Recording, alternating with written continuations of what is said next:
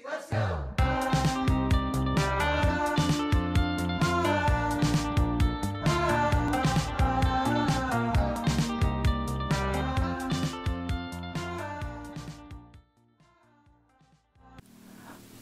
semua, perkenalkan, aku Arka. Selamat datang di Arka Talk untuk para pendengar semua. Setiap momen yang para pendengar lakukan di saat pandemi ini sekarang, semoga tetap produktif, semangat, dan menjadi momen baik yang memiliki nilai moral positif untuk pengaruhnya di sekitar. Terima kasih telah meluangkan waktu untuk mendengarkan podcast pada episode kali ini. Episode kali ini akan membahas tentang perjuangan mahasiswa rantau yang menempuh pendidikan di Undip. Dan kali ini, aku mengundang salah satu mahasiswi FPP yang sudah memasuki tahun keempat pada masa terakhir perkuliahannya. Aku mengajak berkolaborasi dengan mahasiswi ini secara spesifik karena pengalamannya selama beberapa tahun terakhir menjadi mahasiswa rantau dari luar Pulau Jawa. Hingga di saat-saat terakhir masa perkuliahannya, mahasiswi ini akan memberi sebuah cerita menarik dari sudut pandang pribadinya. Baik, selamat pagi Kak Kezia. Halo, selamat pagi Arka. Halo juga teman-teman. Terima kasih ya Kak sudah mau bergabung dalam kolaborasi konten podcast Arka Talk pada episode kali ini. Ya, sama-sama. Oke Kak, perkenalan dulu ya dari nama, umur, jurusan, dan angkatan. Terima kasih Arka. Nah, perkenalkan teman-teman, nama saya Kezia. Saya sekarang umurnya 21 tahun, berada di jurusan peternakan, dan di angkatan 2016. Kalau kesibukan saya sekarang, saya sibuk skripsian pastinya, sama saya mengikuti beberapa magang dan membuka usaha sendiri selama di rumah aja, gitu. Usahanya kalau boleh tahu apa ya Kak? Nah, kalau usahanya yang gampang-gampang sih kayak jualan salad dan jualan nasi mentai, jadi kayak open PO setiap minggu, dan ngerjainnya juga bareng 2 teman aku, jadi rasanya kayak sekalian masak, sekalian menjalin relasi dengan teman-teman gitu. Wah bagus dong Kak, berarti selama pandemi kuliah online di rumah sambil ngerjain skripsi masih bisa tetap produktif ya. Iya, bener banget. Nah, untuk pengalaman organisasi sebelumnya gitu, atau masih sekarang masih aktif atau gimana? Bisa diceritain nggak Kak? Nah dulu aku waktu di semester awal aku tertarik banget ikut organisasi namanya AIESEC.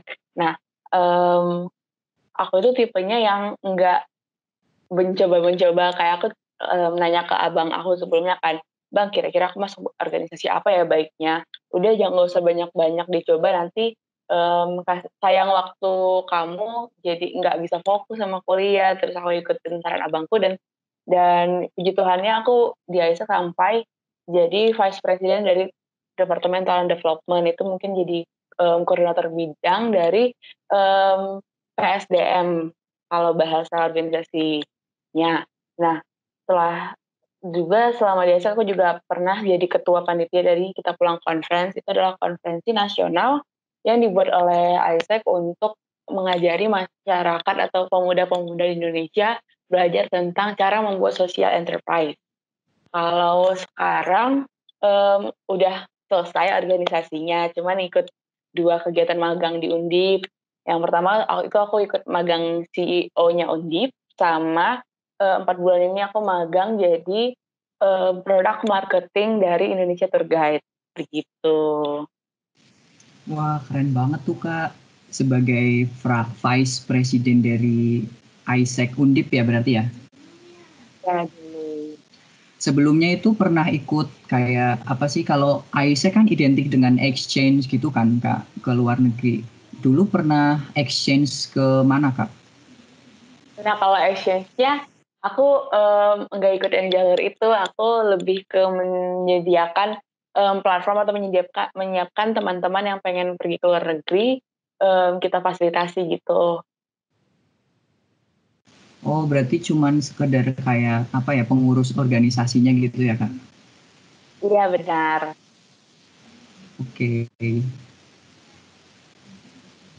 Oke, sekarang aku mau tanya ke alasan mengapa pilih kuliah di Pulau Jawa? Alasan bisa alasan umum atau alasan spesifik lainnya gitu, Kak? Bisa ceritain? Boleh.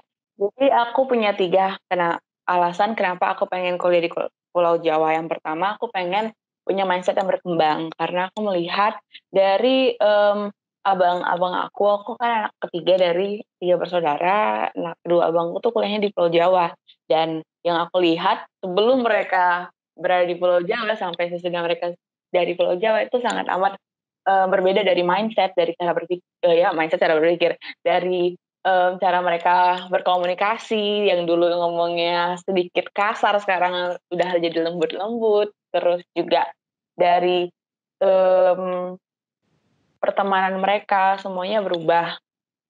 Dan banyak juga yang bilang kalau kamu tetap berada di tempat kamu yang ada yang sekarang, ya kamu nggak bakal berkembang dan, kayak mungkin ini juga jadi sebuah apa ya, kayak sebuah stigma yang ada di masyarakat Medan, kalau mau kuliah di Pulau Jawa kamu akan lebih berkembang, kayak gitu. Jadi, dari hal-hal yang aku pengen ubah dari dalam diriku sendiri itulah yang buat aku pengen kuliah di Pulau Jawa. Yang kedua, aku pengen punya lingkungan dan pertemanan yang diverse. Kalau aku di Medan aja berarti teman-teman aku itu aja dong. Nah, kalau misalnya aku pindah, aku bisa punya dapat teman baru, kenalan baru.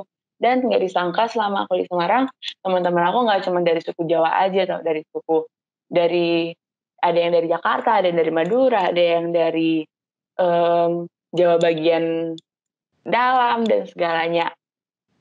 Jadinya aku bisa punya perspektif yang lebih banyak tentang budaya mereka dan tentang agama mereka dan tentang apa ya, kayak sifat-sifat manusia yang pastinya berbeda-beda. Dan ketiga, aku pengen belajar untuk mandiri. Aku pengen ngekos, aku pengen, bisa mengatur keuanganku sendiri, aku nggak pengen selalu, apa ya, kayak bergantung sama orang tua karena toh pada akhirnya kita bakal sendiri kan, makanya itu aku pengen melatih diriku dari sekarang, begitu. Nah, Kak, by the way, asal Kakak itu dari mana ya? Kota sama apa? Kotanya gitu. Oke, nah aku asalnya dari Medan, kota Medan, di Sumatera Utara. Nah, kan Kakak tinggal di Medan tuh di Sumatera Utara. Kan di sana pasti banyak universitas negeri kan, terutama yang paling terkenal tuh kan Universitas Sumatera Utara. Nah, kenapa sih kok bisa sampai pilih Undip gitu? Nah, jadi waktu tahun 2011, abang aku yang pertama itu berkuliah di Fakultas Hukum Universitas Diponegoro. Nah, di waktu itu aku ngunjungin abangku, dan aku jalan kan ke Undip, kayak aku ngeliat-liat Undip, wah keren juga nih, bangunannya, lingkungannya juga nyaman, terus juga, waktu aku ke kontrakan dia bersama organisasinya, kayak teman-temannya tuh bener-bener asik yang ramah banget gitu loh semuanya, bahkan, kayak aku selalu ditemenin ke mana-mana selama aku di sana. Jadi alasan aku pengen di Undip karena aku udah jatuh cinta pada awalnya sama people-nya dan fasilitas yang disediakan sama Undip, gitu. Oke Kak, berarti bisanya kenal sama Undip gitu karena dari abang Kakak ya, yang sebelumnya berkuliah di Undip di FH ya tadi ya. Iya. Oke Kak. Nah, selama 4 tahun terakhir sampai sekarang udah masa ngerjain skripsi, yang bikin culture shock di tahun-tahun pertama gitu, culture shock antara Medan sama Semarang, Sumatera sama Pulau Jawa itu apa sih Kak? Ada nih beberapa. Yang pertama itu makanan. Nah, makanan di Jawa tuh cenderung manis, mmm sedangkan di Medan itu cenderung pedas, asin, pokoknya, pertama kali di Jawa tuh kayak, "Ini mana ya asinnya, kok belum dapet?" Kayak, "Aduh duh, ayo cari-cari tempat makan lain." Pokoknya waktu awal-awal kan masih maba nggak ngerti nih kayak makanannya yang gampang-gampang ditemuin di sekitar Jalan Sidarto gitu kan. Nah, makin tahun udah nemu nih kayak ayam penyet yang enak, terus juga biasanya aku makan kayak makanan sehat yang enak itu di Berkat, terus kayak dan seiring berjalannya waktu makanan-makanan di Tembalang tuh kayak berkembang cukup pesat dan ya itu sih kayak aku senang aja. Sekarang udah cocok yang awalnya terkejut tapi sekarang udah oke lah gitu. Terus yang lucu lagi kayak ya ampun rempela dimakan. Kenapa? Kayak semua jeroan dimakan. Kenapa? Kan ada daging, kenapa harus dimakan jeroannya? Kayak gitu sih kayak itu jarang ditemukan di Medan dan itu sangat amat umum dan biasa kalau ditemukan di Tembalang dan makanan-makanan seperti itu. Nah, kalau selain makanan ada juga kayak bahasa sehari-hari. Nah, aku pernah nih kayak jadi aku lagi di kantin, terus aku pengen beli minum.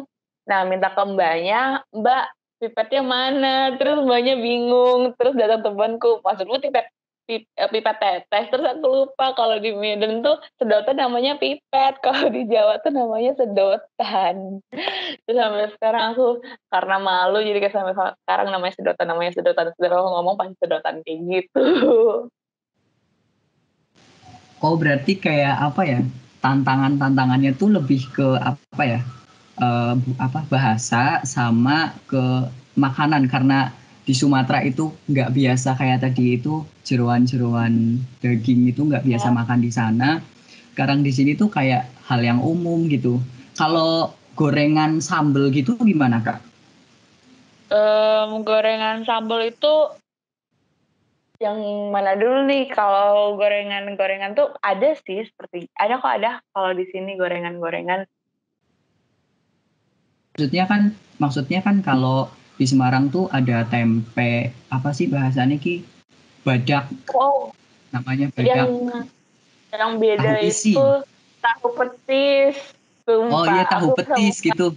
kayak ini apa isinya ya? Terus kayak ya ampun hitam-hitam terus kayak waktu aku makan kan manis rasanya. Kayak ya ampun kayak nggak cocok gitu biasanya aku makan gorengan ekspektasinya asin tiba-tiba manis terus kayak oke kalau teman-teman nyediain gorengan aku selalu nggak ngambil tahu petis. Oh iya Kak, jujur aku juga kan bukan asli Semarang, aku asli dari apa Cilacap. Bahasanya ki bahasa ngapak kan beda sama bahasa Semarang juga. Aku Ya. tuh apa ya bahasa bahasa yang beda-beda itu tuh penyebutannya sih kayak misal di situ kan tempe goreng, di sini mendoan. Terus Oh, kayak tahu tahu petis gitu, jujur aku belum pernah nyobain sama yang isinya udang-udang itu apa namanya? Yang bakwan, di garing, bakwan kamu. bukan yang apa yang isinya tuh udang itu aku lupa namanya. Ya, ya nggak tahu kita jadi bentuk bakan. Mm-mm. Nah, terus kan Kak apa bahasa gitu kan? Apa namanya?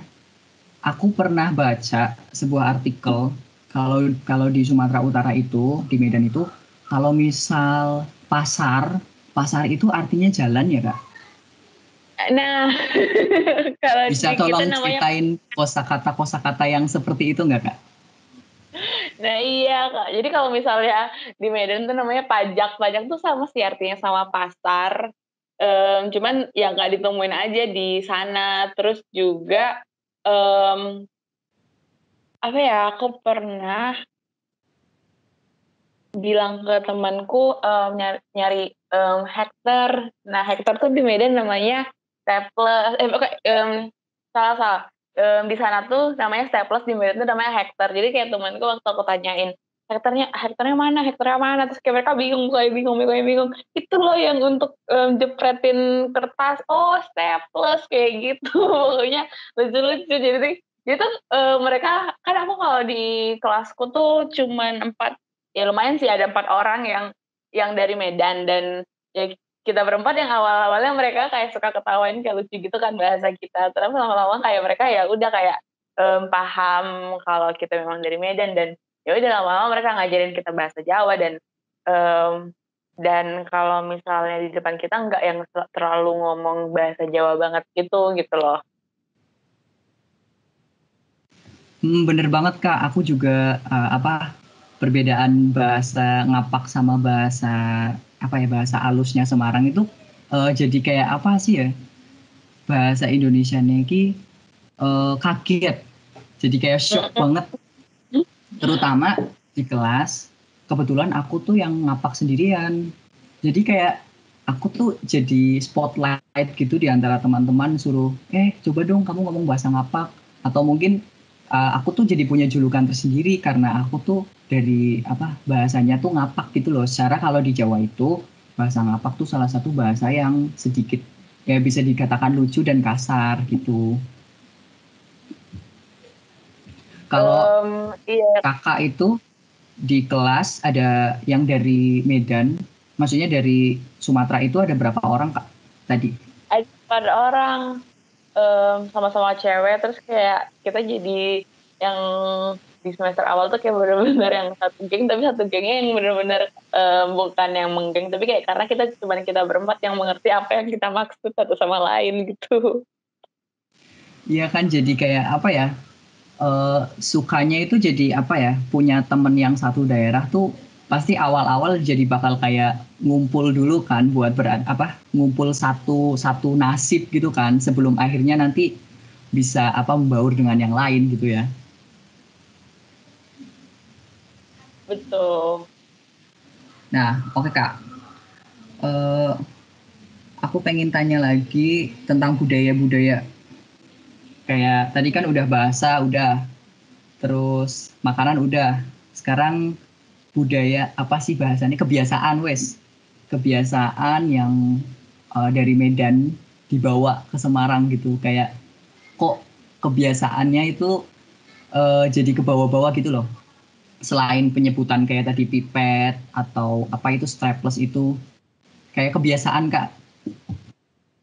Kalau kebiasaan dari Medan ke Jawa yang ke bawah-bawah mungkin nggak nggak kayaknya nggak terlalu signifikan, tapi kayak kebiasaan Jawa sih yang sangat amat mempengaruhi aku. Jadi tuh kalau di Jawa kan kita kalau misalnya kalau nyapa bukan kalau berpapasan dengan orang dan kita ngelihat matanya pasti kita nunduk kan. Nah kalau di Medan kemarin aku baru nyadar itu ketika aku nyampe Medan dan aku kemarin pergi ke mall untuk ada keperluan beli di supermarket kan. Nah waktu karena aku karena kebiasaan di Jawa nyapa gitu, terus, ku lakukanlah itu di Medan, terus orangnya malah melototin aku, kayak, astaga aku lupain di Medan bukan di Jawa, kayak di Medan tuh bener-bener orang nggak seramah itu dan sarkas itu.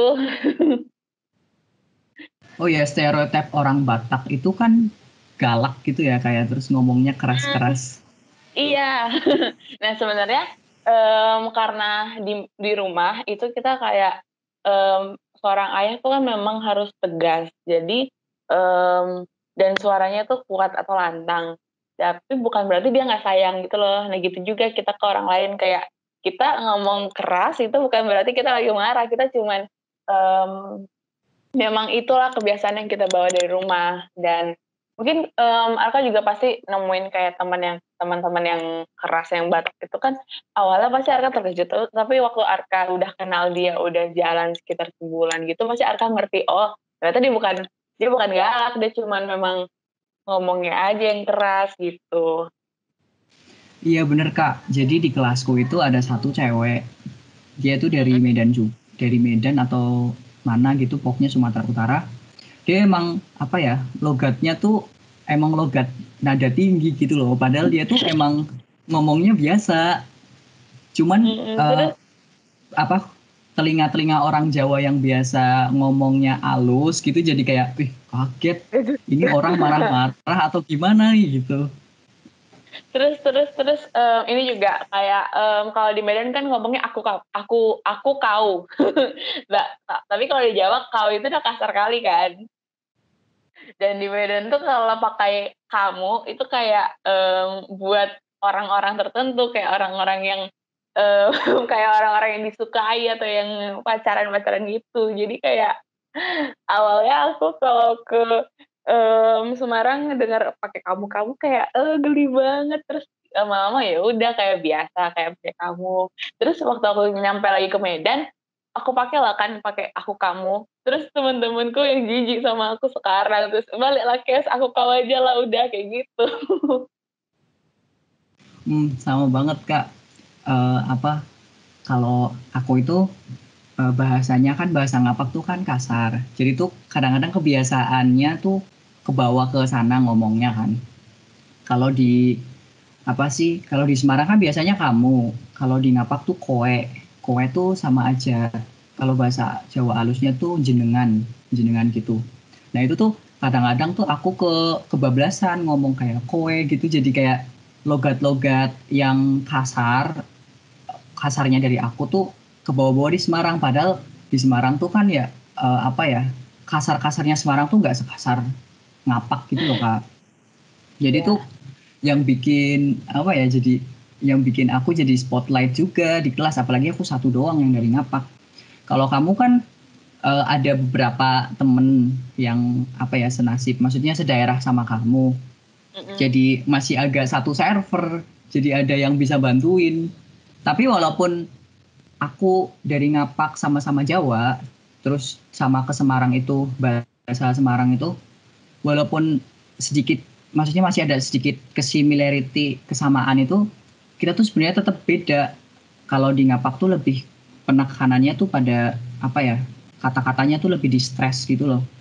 Tapi kalau ngomong ya masih sama aja sih, nggak, maksudnya nggak kayak orang Batak yang kayak temanku itu yang di kelas tuh bisa apa, ngomongnya tuh tinggi gitu loh nadanya.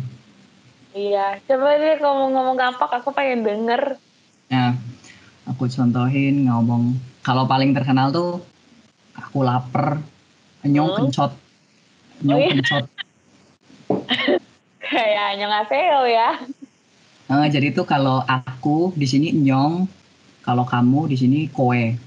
Oh Nyong iya. kencot, Oh, pengen madang, arep banyak madang. Jadi yang tuh kamu harus pengen makan hafalin gitu ya. loh. Aku lapar pengen makan. Kalau di Semarang kan aku ngeleh, cek makan se, maem se gitu-gitu loh. Ya, Jadi kalau di tuh Medan, kosakatanya tuh lebih halus di Semarang, dan aku sebagai orang Ngapak tuh kadang-kadang kayak ih, ke bawah-bawah terus juga gitu loh. iya, keren-keren. Kayak jadi tahu dan ternyata banyak juga bahasa yang harus kamu hafalin. Mm. Nah, kalau tadi Kak, kalau di Medan gimana? Kalau contoh Di contoh Medan yang itu, tadi itu. kalau contohnya, jadi kan di Medan itu kayak ada berbagai macam Batak. Jadi kalau untuk Batak sendiri itu ada 5, ada Batak Karo, ada Batak Toba, ada Batak um, Papahan, dan 2 lagi aku lupa Batak apa. Mohon maaf nih. Dan di sekitar aku tuh banyak kan Batak Toba sama Batak Karo. Nah, kalau bahasa Medan itu biasanya adaptasi dari bahasa bahasa Batak Toba. Nah, Batak Toba tuh contohnya, em, kalau makan bahasa Bataknya man, em, makan makan, ayo makan, man lebih gitu. Lebih itu ayo gitu. Jadi kayak em, sebenarnya mirip sama bahasa Indonesianya, tapi kayak lebih disingkat-singkatin gitu, kayak makan jadi man. Terus kalau yang terkenal dari itu kan Batak Toba. Nah, kalau itu Batak Karo deh, maaf. Tadi Batak Karo. Terus kalau Batak Karo yang lain yang aku tahu itu um, ulah kambage. Itu artinya jangan kam begitu. Jadi kami itu kamu, ulah itu jangan, bage itu begitu. Jadi sebenarnya mirip-mirip, tapi kayak dipleset-plesetin aja jadi bahasa Karo. Terus kalau misalnya enggak lang, iya, aku lupa apa bahasanya. Soalnya kalau aku di rumah, karena mungkin aku juga di Medan kotanya kan, jadi mama papaku juga bahasa sehari-harinya bahasa Indonesia. Bahkan di sekolah aku pun juga dulu bahasa sehari-harinya bahasa Indonesia. Jadinya udah nggak terlalu em, banyak lagi ngomong ngomong Karo atau ngomong Batak, kecuali lagi di adat-adat, upacara adat kayak upacara adat kita gitu. Nah Kak, kalau kan di Batak itu ada apa sih bahasannya? Marga-marga, nama.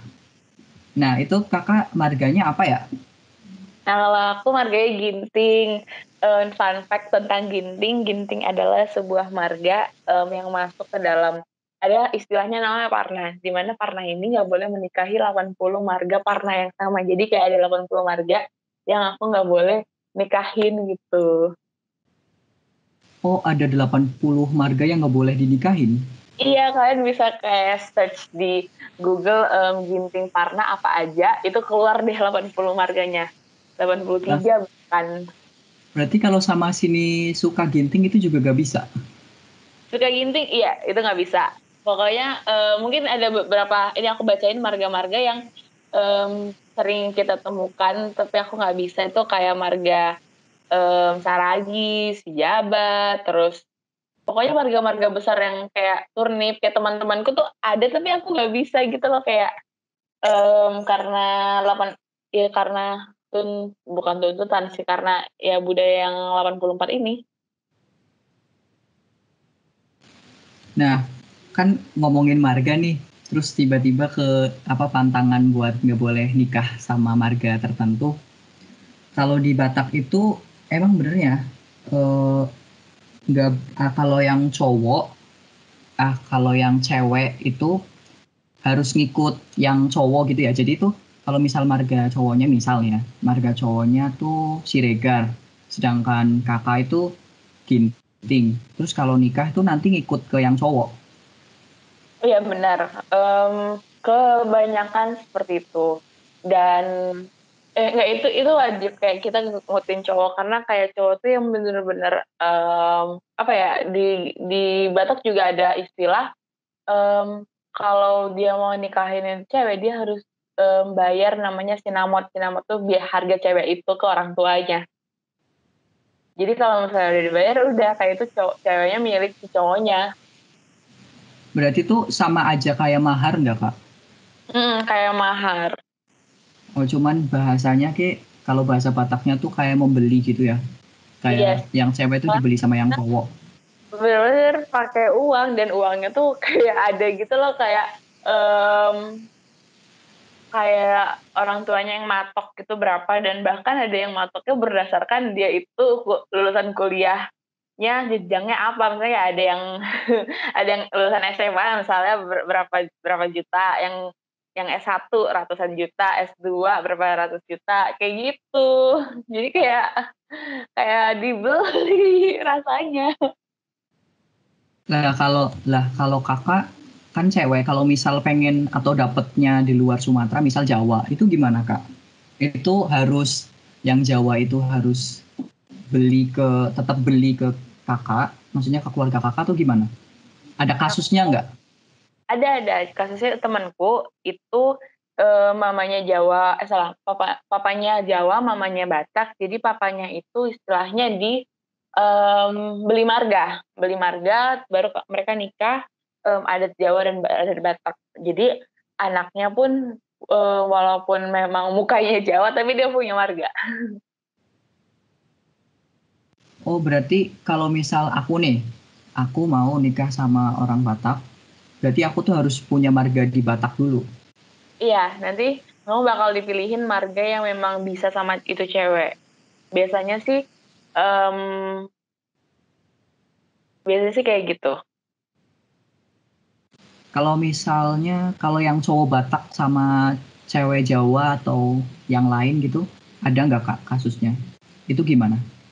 Kalau cowok Batak sama cewek Jawa tuh biasanya kayak si ceweknya langsung ngikut ke cowoknya kan. Kecuali yang mungkin yang ribet itu Batak sama Padang ya, dimana ceweknya yang harusnya em, apa sih namanya, menikahi cowoknya. Jadi itu mungkin kayak memang biasanya karena adat Batak itu cukup keras, dan apalagi kayak dari orang tuanya itu cukup bergengsi, makanya biasanya mereka tuh nggak mau gitu loh adatnya dihilangkan. Jadi mereka tuh rather kalau mereka nikah, em, adatnya Batak Padang, atau nggak yang nggak nikah gitu loh, karena memang se-strict itu, mereka nggak mau kalau adat mereka nggak diupacarakan. Nah, kalau seperti itu, aku juga pernah baca artikel juga. Kalau misal di Batak itu menikah, maksudnya upacara pernikahan tuh bisa berhari-hari. Dan maksudnya tuh dengan pesta yang besar gitu loh. Bener. Makanya itu kalau menikah apalagi di Medan tuh rasanya mahal. Jadi tuh ada tiga tiga hari penting. Jadi yang pertama itu pernikahan agama, yang kedua itu pernikahan adat, yang ketiga itu pernikahan resepsi. Resepsi itu yang secara umum yang kita bisa lihat biasa. Dan sebenarnya um, yang adat dan agama ini yang wajib. Kalau resepsi itu kan tergantung kemampuan. Tapi adat dan agama ini aja sudah cukup harus besar-besaran, dimana jadi tuh pernah kan, aku punya sepupuku nih, sepupu ini dia tinggal di Jakarta, jadi dia nggak ngerti kalau dia tuh harus nikah adat. Jadi dia cuma nikah agama sama resepsi. Terus nyampe dia ke Medan, itu orang tuanya ribut lah kayak kamu harusnya nikah adat, kamu belum sah secara adat. Terus ya udah kayak jadinya walaupun dia udah punya anak umur waktu itu 15 tahun dan 8 tahun, ya dia nikah lagi secara adat gitu. Oh, jadi kayak itu buat apa sih? Sebuah pengakuan gitu ya secara adat di sananya ya.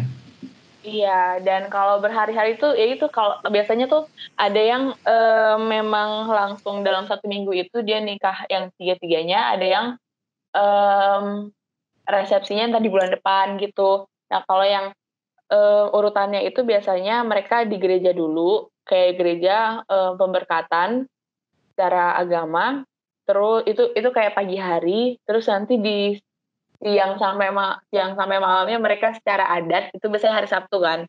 Nah, terus besoknya hari Minggu itu nikah secara resepsi itu seharian. Makanya kayak capek banget dan resepsi itu biasanya kan di hotel. Kayak ya selalu di hotel lah, kayak bener-bener ngabisin uang yang sampai beratus-ratus juta gitu. Nah, kebanyakan orang Batak itu nikah kan agamanya tuh Kristen-Kristen. Ada nggak sih yang orang Batak tuh yang Muslim? Ada Batak Muslim, jadi kayak di Medan itu sebenarnya kalau misalnya kamu research itu masyarakat di Medan kebanyakan orangnya dari Jawa dan ada juga Batak yang Muslim kayak nggak sedikit juga kayak tapi memang karena environmentku Batak Kristen jadi aku banyak belajar tentang Batak Kristen. Nah kalau Batak Muslim itu biasanya mereka yang menikahnya secara mereka nikah di secara Islam dulu yang apa sih namanya ijab kabul dulu itu juga terus sorenya mereka nikah secara adat terus besoknya mereka nikah secara resepsi memang kayak gitu di Medan. Mungkin kamu bisa ceritain kalau di Ngapak gimana bisa kita bandingkan. Kalau di aku sih, kalau di Ngapak ini lebih sama kayak Jawa-Jawa pada umumnya. Kayak misal yang penting udah hijab kabul, terus resepsi. Tapi biasanya malah kebanyakan tuh cuman apa resepsi dulu, ijab kabul dulu jelas. Resepsinya bisa antar-antaran, tapi apa nggak sedikit juga yang ijab kabul dalam satu resepsi. Maksudnya gimana ya? Jadi resepsi itu langsung ijab kabul gitu loh. Tapi kalau di sini tuh nggak ada yang secara adat sih, karena emang di sini tuh udah kayak universal gitu loh. Kalau aku dengerin cerita Kak Kezi ya tadi itu malah apa ya? Aku kaget. Maksudnya kayak apa sih?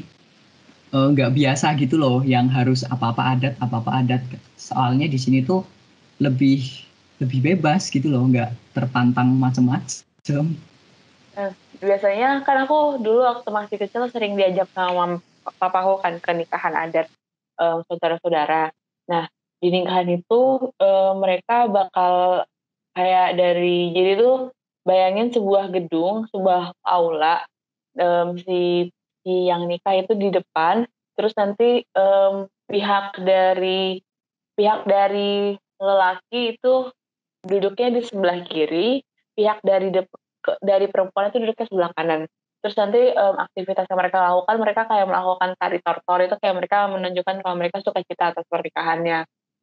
Terus nanti bakal ada tuh kayak kata-kata dari petua-petua untuk si yang nikah.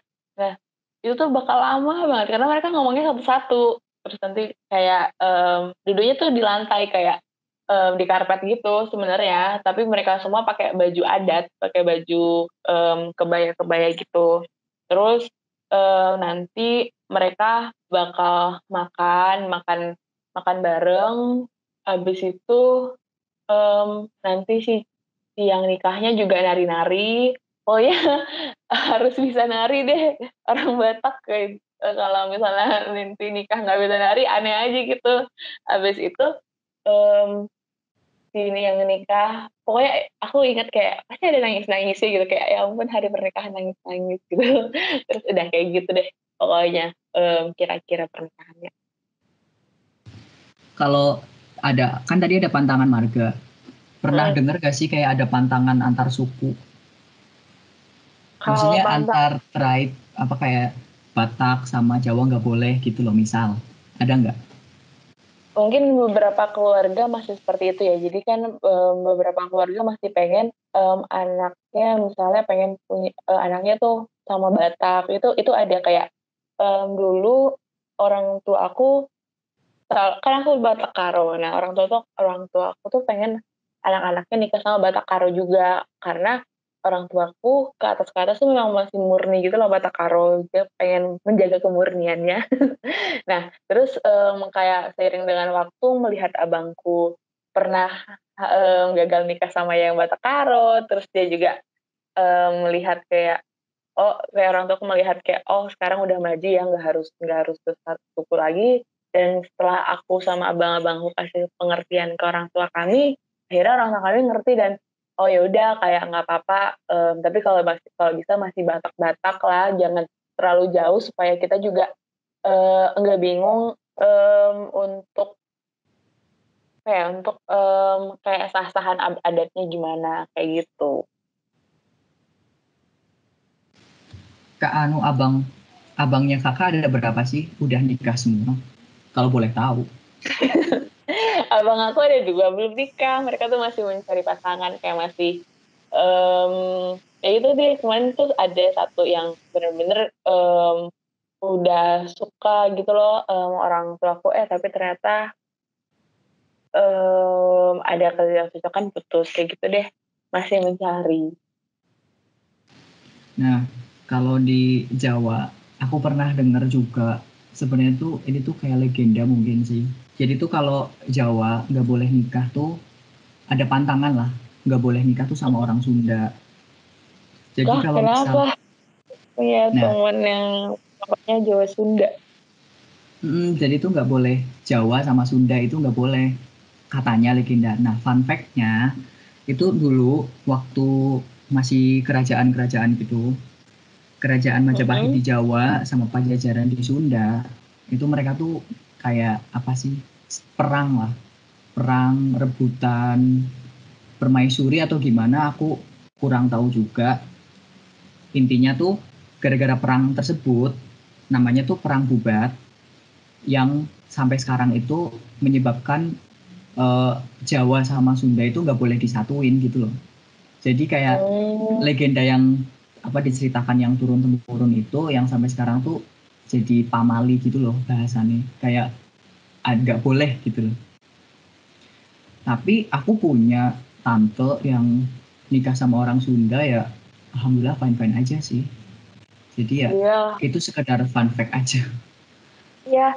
Kayak sekarang tuh udah pada berkembang itu nggak sih? Memang dulu kayak kita yang misalnya nih si Batak nikah sama Jawa, kita tuh ada gitu lah yang sampai benar-benar diasingkan, nggak dianggap. Bahkan kalau misalnya dia datang ke adat ke acara orang Batak atau ke tempat saudaranya tuh dia udah nggak ada lagi gitu loh pride-nya. Dulu kayak gitu, kalau sekarang sih udah bener-bener kayak udah terbuka gitu loh mindsetnya, udah bisa mau sama siapa aja dan bisa apa kayak pernikahannya bisa dilangsungkan dengan upacara yang bercampur. Emang zaman sekarang tuh apa ya, udah masuk lebih ke sekuler gitu ya, jadi lebih modern walaupun tetap harus menjaga adat istiadat lah ya. Maksudnya tetap Iya, adatnya tuh tetap harus dijaga. iya. Sebenarnya apa ya, adat ini adalah kayak ibaratnya kayak um, brandnya kita. Jadi kalau dulu waktu aku masih SMA, SMP aku di Medan, orang tuh kalau nanya ke aku, "Kamu marga apa?" "Ginting."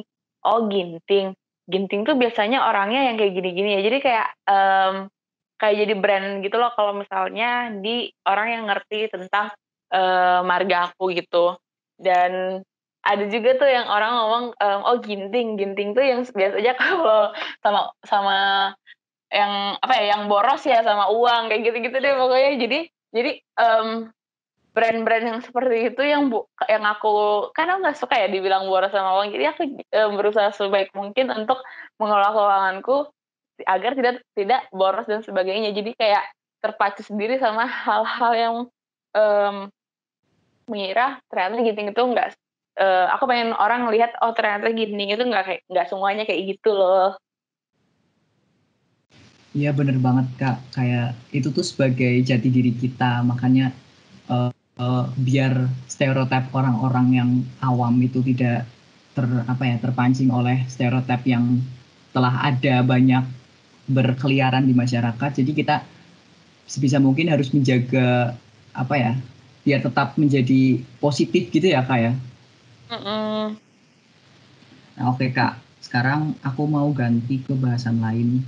Selain tadi nikah-nikah, sekarang balik lagi ke Undip. Udah jauh banget Oke. bahasanya. Nah, Kakak di Undip itu ada organisasi daerah nggak? Ada. Jadi kalau, dari masyarakat Sumatera Utara itu juga ada, tapi aku nggak aktif karena menurut aku itu terlalu luas dan aku, itu cenderung lebih ke organisasi yang dulu SMA aku. Jadi aku dulu SMA-nya kan di Santo Tomas 1.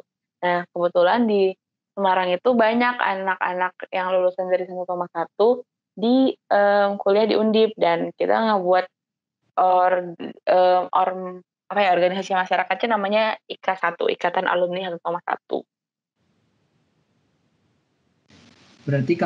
Berarti kalau organisasi yang di kampus itu kurang aktif ya, tapi ada organisasinya. Yang itu yang IKA 1 itu, cukup aktif jadi kan ada beberapa, ada yang memang dari Sumatera Utara, yang Medan, ada yang IKA 1. Nah, aku lebih aktif di IKA 1-nya. Oh gitu. Sama kalau aku tuh daerah tuh kan ada yang daerah Cilacap sama yang satu lagi apa gitu lah lupa. Tapi aku sama-sama nggak aktif sih. Soal soalnya tuh apa ya? eh, udah sibuk, bukan nggak sibuk juga sih, kayak konsentrasiku apa ya, jadi eh, terbagi gitu sih. Aku kurang kurang bisa untuk membagi kayak organisasi daerah sama di kampus. Ya By nggak the way apa-apa kok kakak, kayak selain selain ISEC itu ada lagi nggak kayak UKM? kalau UKM enggak, cuman ISEC itu aja. Paling kalau misalnya selama aku di fakultas, aku ngikutin, kayak ajang putra-putri Fakultas Peternakan dan Pertanian sama ikutin panitia-panitia kecil gitu. Oke kak. Sekarang ini tahun tahun terakhir kakak di Undip ya berarti? Iya Rencana benar. atau udah, sekarang udah lagi nulis skripsi kan? Iya, lagi nulis skripsi. Hmm. Kira-kira target lulus kalau boleh tahu, kalau boleh diceritain, kira-kira kapan Kak? Bulan apa? Target lulusnya sebenarnya udah lama ya pengen lulus, tapi, keadaannya, ada aja yang menghalangi. Tapi bukan dari dalam, tapi memang dari faktor eksternal. Contohnya dari, penerbitan jurnal, terus yang lama, terus juga dari, dosen yang, apa ya, mungkin masih pengen, masih susah untuk temui, terutama lagi corona seperti ini. Jadi kayak sebenarnya skripsinya tuh udah selesai dari berbulan-bulan yang lalu, tapi kayak masih ada gitu loh, kayak dosen-dosen ini yang kayak masih pengen diperbaiki gitu. Nah, kalau dilihat dari progres sampai sekarang, mudah-mudahan bulan depan bisa ujian. Amin, Kak, amin. Semoga yang terbaik, aku doakan yang terbaik, jalan tercepat, pokoknya yang baik-baik dah bisa terlaksana dan semoga nggak ada hambatan-hambatan lain-lain lagi ya, Kak. Amin. Oke, karena ini bahasannya menurutku udah cukup dan waktunya juga sudah cukup lah. Aku bakal mengakhiri podcast pada episode kali ini. Terima kasih buat Kak Kezia yang mau udah berkolaborasi dengan aku di Arka Talk ini. Mohon maaf ya Kak kalau misal ada salah-salah kata selama tadi kita melakukan podcast. Dan semoga podcast ini bisa berguna bagi para pendengar semua yang mendengarkan Arka Talk pada episode kali ini. Makasih juga Arka. Maaf juga kalau misalnya ada salah kata dan salah perbuatan dari selama podcast tadi. Buat teman-teman jangan lupa untuk terus ikutin podcastnya Arka ya. Nah, untuk para pendengar Arka Talk semuanya, sekali lagi terima kasih telah mendengarkan podcast Arka Talk pada episode kali ini ya. Semoga apa yang aku dan Kak Kezia bagi cerita tadi menjadi bermanfaat dan menginspirasi kalian semuanya. Tak ada yang sempurna. Mohon maaf atas segala kekurangan dalam ucapan, perlakuan, dan hal-hal yang membuat segala pihak merasa tersinggung. Segala kritik, saran, dan koreksi akan sangat aku apresiasi. Mohon dukungan dan bantuannya untuk membuat Arka Talk ini menjadi podcast yang memiliki nilai positif untuk para pendengar semua. Sampai jumpa di episode-episode Arka Talk selanjutnya. Buat pendengar semua, tetap jaga kesehatan ya di pandemi ini. Tetap semangat dan terus produktif. 1, 2, 3, let's go!